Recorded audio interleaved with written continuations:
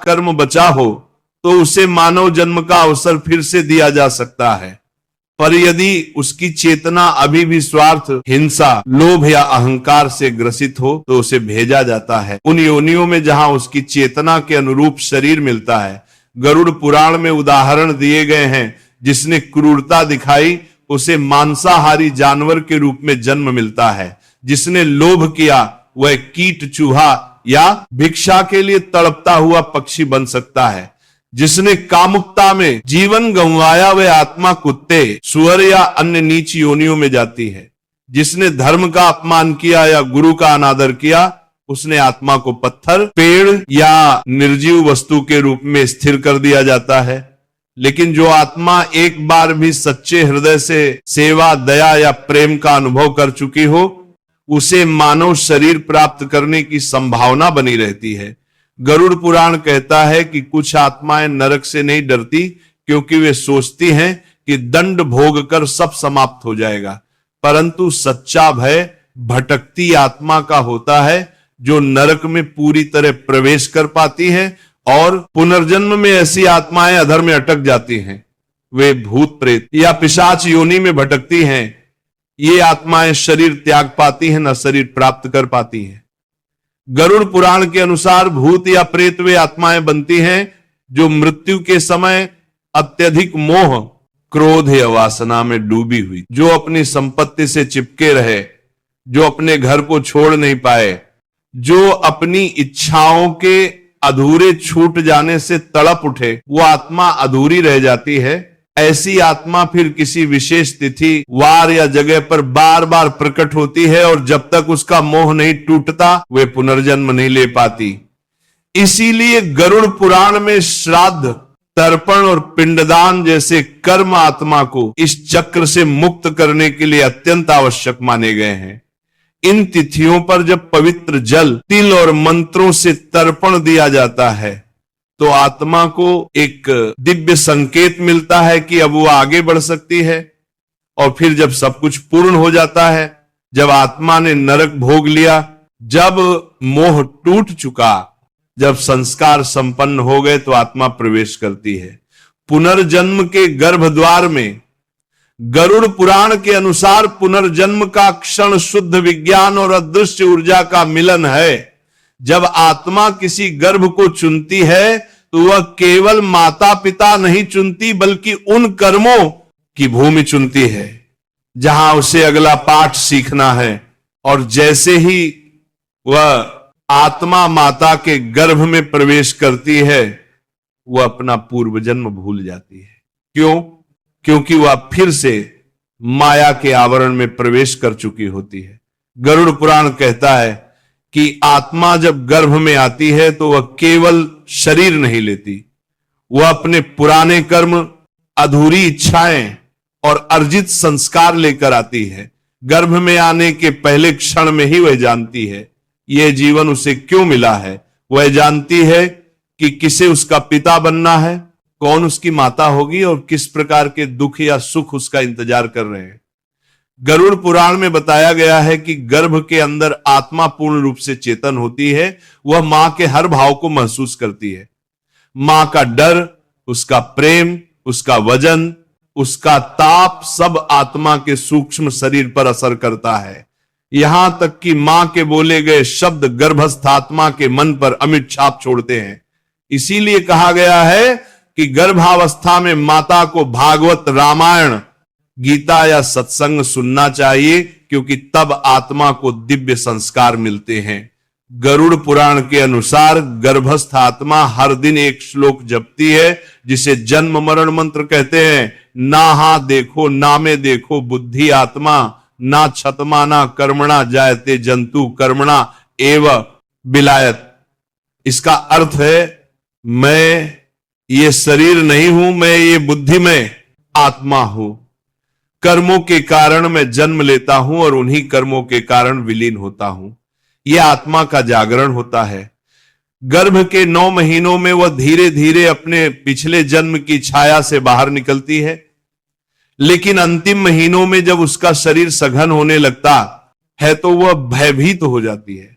उसे लगता है जैसे कोई उसे फिर से जाल में बंद रहा हो और ठीक जन्म से पहले एक क्षण ऐसा आता है जब वो सब कुछ याद कर लेती है। अपने पुराने जीवन की अंतिम सांस, अपनी मृत्यु की पीड़ा, अपने द्वारा किए गए अच्छे बुरे कर्म, अपने प्रियजनों के चेहरे, वो सब कुछ उसकी चेतना में कौंध जाता है और तब वह आत्मा ईश्वर से एक वादा करती है। गरुड़ पुराण के अनुसार जन्म से पहले आत्मा प्रभु से कहती है, प्रभु इस बार मैं तुम्हें नहीं भूलूंगा, इस बार मैं मोह से नहीं बांधूंगा, मैं सत्य को पहचानूंगा और अपने जीवन का उद्देश्य पूरा करूंगा। परंतु जैसे ही वह आत्मा जन्म लेती है, उसकी पहली सांस के साथ, उसकी पहली चीख के साथ माया का आवरण उस पर गिर जाता है। उसे दूध चाहिए, फिर क्रीड़ा, फिर खिलौने, फिर अहंकार और धीरे धीरे वो वादा भूल जाता है जो उसने प्रभु से किया था। गरुड़ पुराण कहता है कि यही विस्मरण संसार का सबसे बड़ा जाल है। जन्म केवल एक शरीर लेने की क्रिया नहीं, बल्कि आत्मा की पुनः परीक्षा का आरंभ है।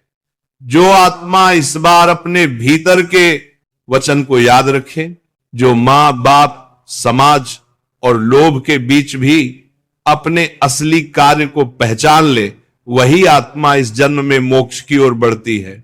लेकिन जो आत्मा फिर उसी मोह, भोग और भ्रम में डूब जाए, उसे फिर मृत्यु और पुनर्जन्म का चक्र झेलना पड़ता है। गरुड़ पुराण बार बार चेतावनी देता है कि यदि एक बार मानव जन्म मिलने के बाद भी आत्मा चेतना में न जागे, तो अगली बार उसे पशु पक्षी या कीट के रूप में फिर से प्रारंभ करना पड़ता है। इसलिए कहा गया है, मनुष्य जन्म दुर्लभ है। यह केवल उन आत्माओं को मिलता है जो अनगिनत योनियों में भटक कर कभी तप, कभी तड़प और कभी तिरस्कार से गुजरी हो। लेकिन गरुड़ पुराण यह भी कहता है कि केवल जन्म लेना ही पर्याप्त नहीं, अब आत्मा को अपने कर्मों का फल भोगना होता है।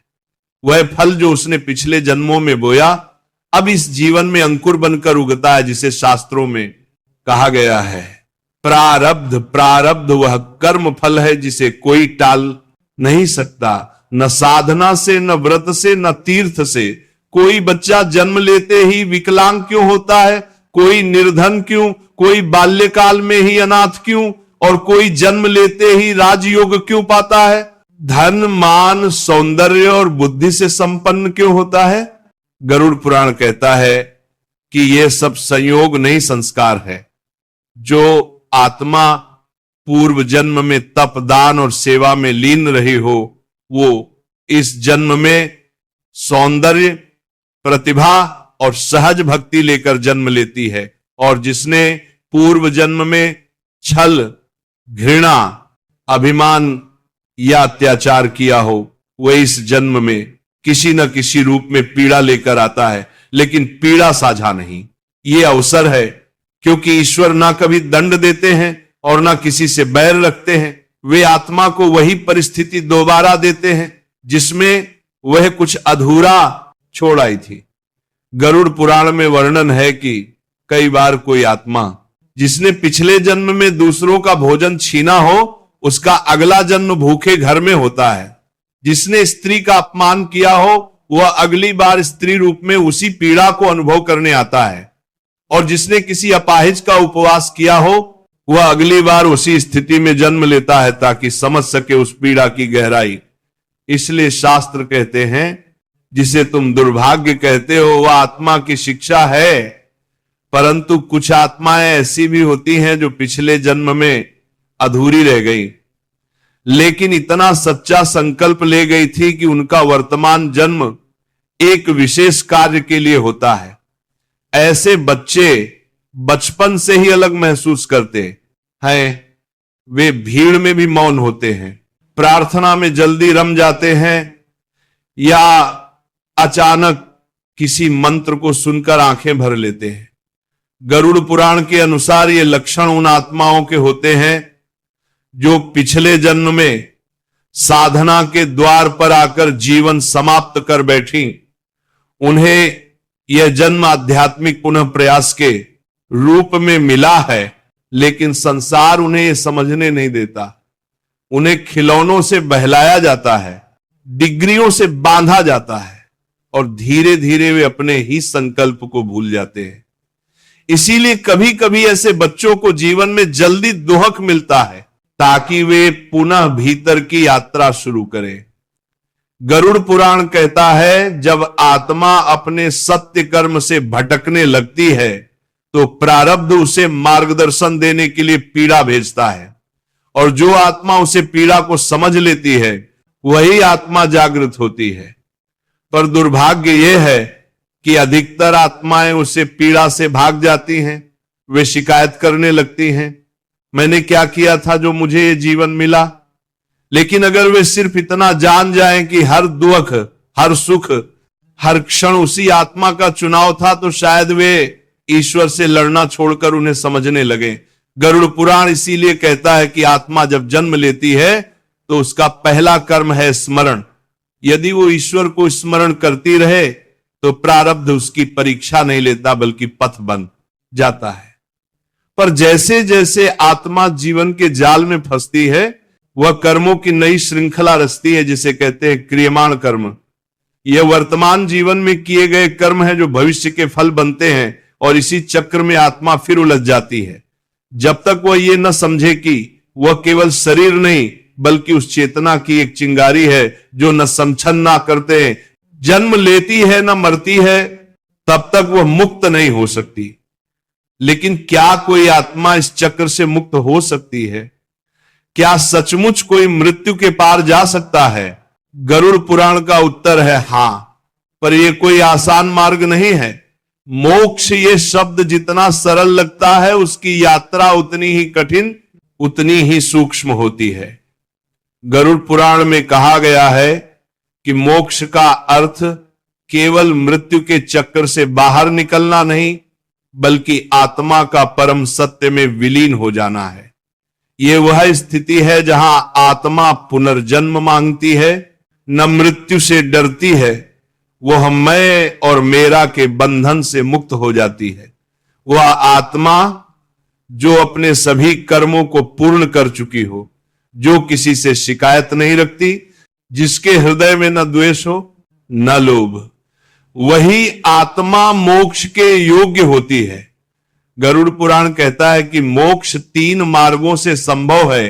एक ज्ञान मार्ग, जहां आत्मा ये जान ले कि वो शरीर नहीं है, वो अहम का त्याग करे और परमात्मा को अपने भीतर अनुभव करे। 2 भक्ति मार्ग, जहां आत्मा ईश्वर को प्रेम में पुकारे, बिना किसी स्वार्थ, बिना किसी अपेक्षा, जहां में मिट जाए और तू ही शेष रह जाए। 3 कर्म मार्ग, जहां हर कर्म ईश्वर को अर्पित हो, न फल की इच्छा न पहचान की कामना। जब इन तीनों मार्गों का संगम आत्मा के भीतर होता है तब वह धीरे धीरे भीतर से शुद्ध होती जाती है। एक दिन ऐसा आता है जब शरीर गिरता है लेकिन आत्मा रुकती नहीं। यमदूत आते हैं, न वैतरणी पार करनी होती है, न नरक, न स्वर्ग, न पुनर्जन्म, बस एक शांत प्रकाश प्रकट होता है।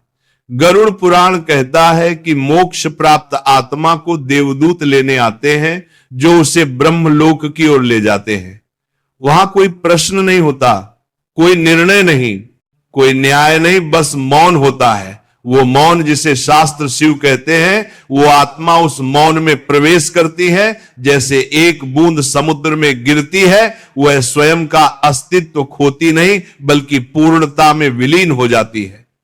गरुड़ पुराण के अनुसार ऐसी आत्माएं कभी लौटती नहीं, क्योंकि वे जान चुकी होती है कि संसार एक लीला है और वह अब उस लीला में पात्र नहीं बल्कि साक्षी बन चुकी है। लेकिन मोक्ष प्राप्त करने वाली आत्मा कोई विशेष नहीं होती। वह हम में से ही कोई होती है जो एक दिन रोया था, जो टूटा था, जो भटका था, लेकिन जिसने अंततः अपने भीतर की उस प्रकाश किरण को पहचान लिया था जिसे आत्मा कहते हैं। तो मित्रों, मृत्यु केवल एक देह का अंत नहीं बल्कि एक आत्मा की यात्रा का पुनः आरंभ है। यह यात्रा वैतरणी से होती हुई यमलोक तक जाती है, फिर पुनर्जन्म, प्रारब्ध और फिर वही मोह माया। लेकिन जो आत्मा इस चक्र से ऊपर उठती है, जो अपने क्यों के पार जाती है, जो जान जाती है कि वह स्वयं ईश्वर की ही एक बूंद है, वही आत्मा पाती है मोक्ष। और यही है वह अंतिम सत्य जिसके बाद कुछ जानना शेष नहीं रहता। आपका आभार कि आपने इस संपूर्ण यात्रा को अंत तक सुना। यह केवल जानकारी नहीं, आत्मिक स्मरण था। हो सकता है आपकी आत्मा ने भी इस वचन को पहले कहीं सुना हो। यदि इस कथा ने आपके हृदय को स्पर्श किया हो तो उसे किसी और आत्मा तक भी पहुंचाइए। शायद वह भी अपने प्रकाश को पहचानना चाहती हो।